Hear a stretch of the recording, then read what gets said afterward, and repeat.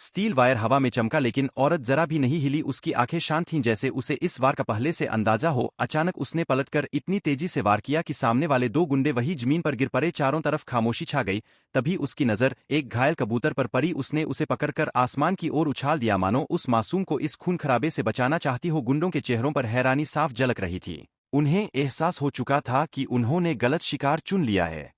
लेकिन मामला यही खत्म नहीं हुआ। स्टील वायर फिर से हवा में लहराया जैसे मौत का जाल तैयार हो। तभी अचानक चौक पर हलचल हुई। तीन नाजुक सी लड़कियां भागती हुई वहां पहुंची। उनके हाथों में पिस्तौलें चमक रही थीं और सबसे छोटी बहन मोटरसाइकिल पर सवार थी। भीड़ ने पहली बार सोचा कि अब हालात बदल सकते हैं।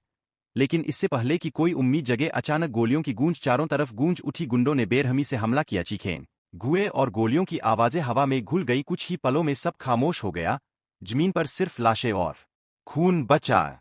भय का माहौल इतना गहरा था कि लोग वहीं जर हो गए। किसी की हिम्मत नहीं थी एक कदम आगे बढ़ाने की। तभी 5 नकाबपोश चौक में उतरे। उनकी मौजूदगी ही इतनी डरावनी थी कि भीड़ और पीछे हट गई। चंद सेकंड में उनका वार शुरू हुआ और चौक फिर से लहूलुहान हो गया। गोलियों की बौछार, चीखे और फिर सन्नाटा। आखिरी गोली सीधे सिर में लगी और उसी पल खलनायक भाग निकला।